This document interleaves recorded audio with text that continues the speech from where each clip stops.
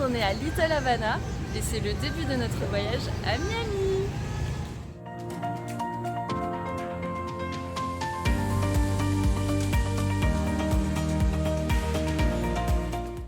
Première visite du matin, c'est Little Havana et grosse surprise, il y a un festival de musique latine.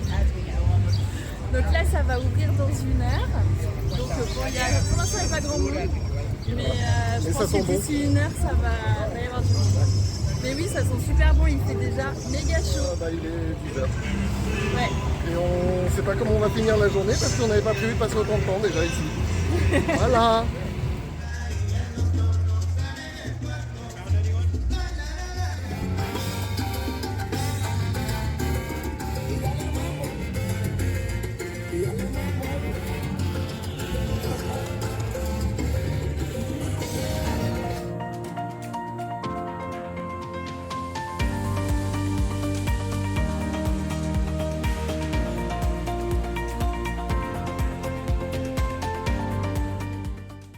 Alors on est toujours au festival de la musique là et on vient de gratter plein de trucs, des sacs gratuits, de la bouffe. Et là on va essayer de gratter encore des trucs avec une roue.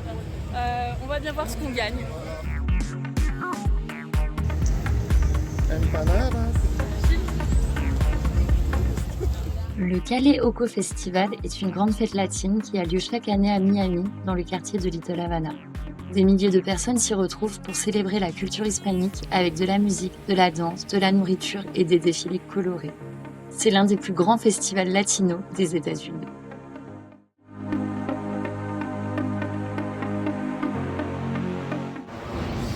Alors là on change de quartier.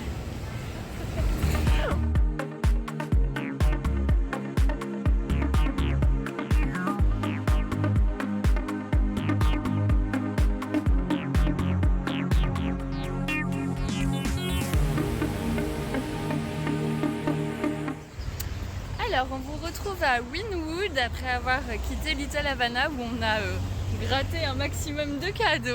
Ouais.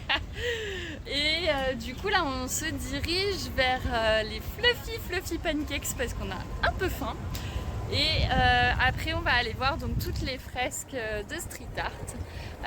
Voilà, c'est parti. Donc on est au fluffy pancake et comme vous voyez c'est très fluffy, ça bleu-blotte. On va se régaler.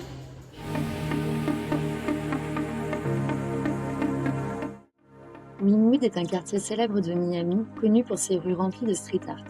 Ancien quartier industriel, il est devenu un centre artistique où l'on trouve des galeries, des cafés branchés et surtout les Wynwood Walls, un musée en plein air avec des œuvres de graffeurs du monde entier. C'est un lieu très visité, son ambiance créative et colorée.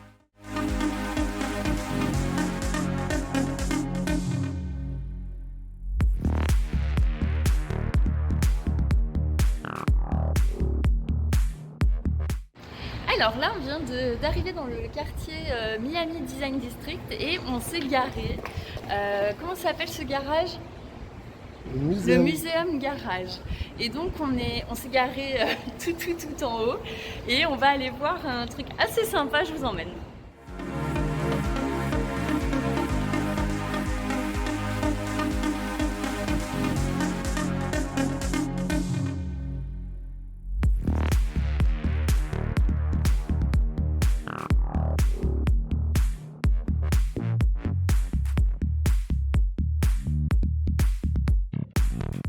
Et donc dans ce garage, vous pouvez prendre des filets, donc Pierre est en train de prendre pour redescendre. Vous avez l'option escalier et l'option toboggan. Voilà, il y a déjà quelqu'un, donc moi je vais prendre les filets. Allez, c'est parti. Oh, ça a l'air fantastique, non? Tu dis quoi?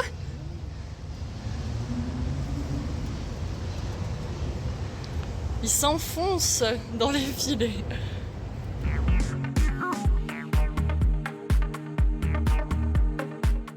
Le Design District est un quartier moderne, connu pour son architecture innovante, ses boutiques de luxe, ses galeries d'art et ses restaurants tendance.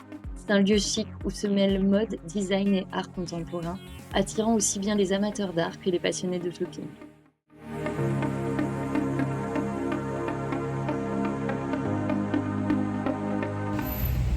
reparti pour la fin de journée et soirée à Miami Beach. Donc là, on va marcher quand même pas mal parce qu'on a dû se garer assez loin. Étant donné que c'est spring break, donc du coup tous les parkings sont pleins ou excessivement chers. Donc du coup voilà, là on va aller sur Miami Beach. Derrière moi vous avez le quartier Art Déco qu'on ira voir un peu plus tard. Et aussi Ocean Drive 3 devant. Pareil, on ira voir de nuit je pense parce que là d'ici 1 heure il va faire nuit.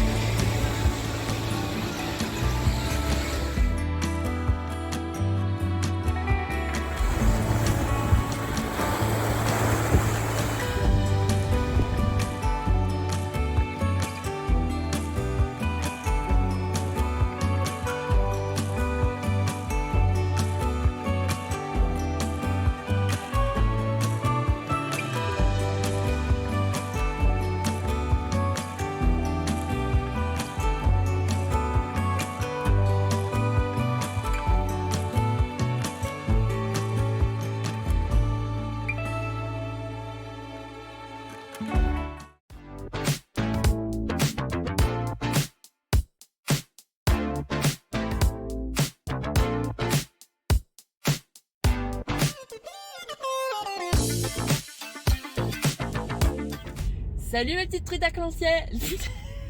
Salut mes truites arc-en-ciel. Aujourd'hui on prend la route pour les Keys.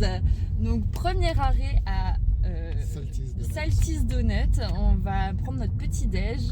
Voilà, c'est notre gros kiff quand on est aux États-Unis, c'est d'aller manger des donuts. Et après, direction Key Largo où on va faire une petite balade, voire également faire du snorkeling. Donc voilà, c'est parti.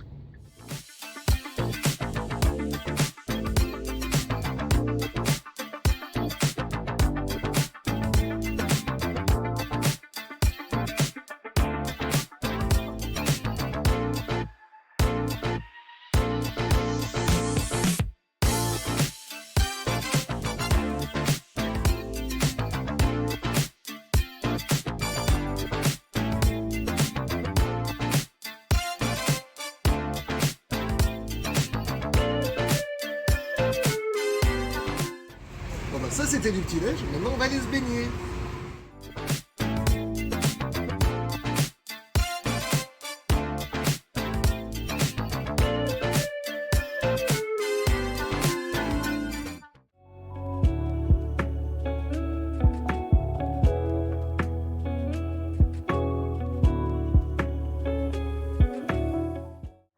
Ce parc naturel est situé à Key Largo.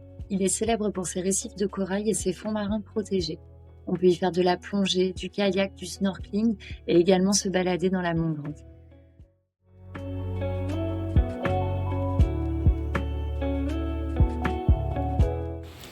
Alors là on est dans la mangrove et Pierre est en train de prendre en photo un petit lézard que vous ne voyez pas à l'image. On vous mettra la photo juste après.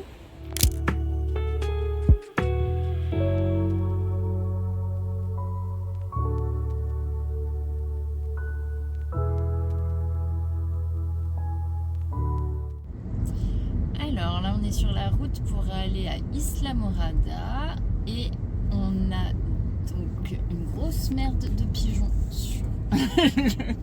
sur la route pour aller à Isla Morada. Et en fait je voulais vous montrer les bouchons qu'il peut y avoir.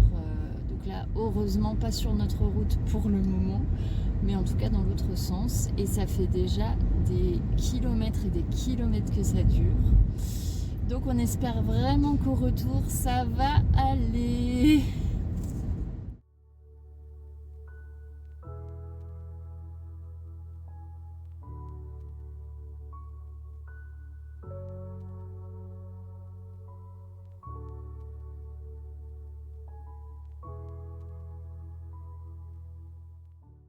Sur la route, nous nous sommes arrêtés chez Robbie's, un endroit populaire à Isla Morada, qui est connu pour une activité unique, nourrir des tarpons. Ce sont des grands poissons. Il y a également beaucoup de goélands autour qui se montrent opportunistes. Il y a également des boutiques, un restaurant et vous pouvez également vous poser un petit peu pour boire un verre.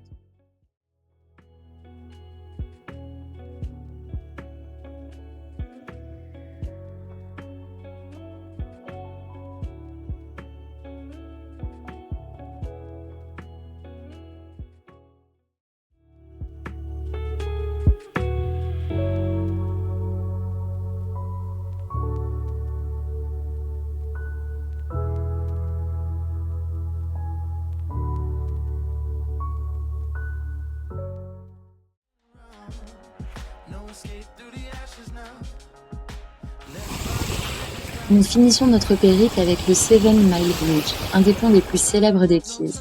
Il est long de près de 11 km et permet de relier les îles de Night Key et Little Duck Key. En traversant ce pont au-dessus de l'océan, on profite de vues incroyables sur l'eau qui nous entoure.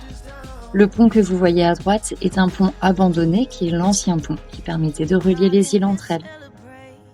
Salut Perroquet Poilu. Alors ce soir on est à Sugarloaf Key. On vient de prendre notre chambre, maintenant on vient de manger à Mama's je sais pas quoi. On vous mettra la référence en dessous là. Quelque part.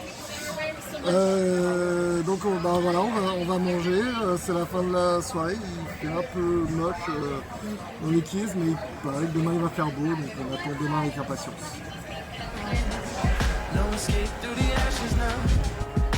Let's burn the bridges down. Let's burn the bridges down. Light 'em up, no turning around. No escape through the ashes now. Let's burn the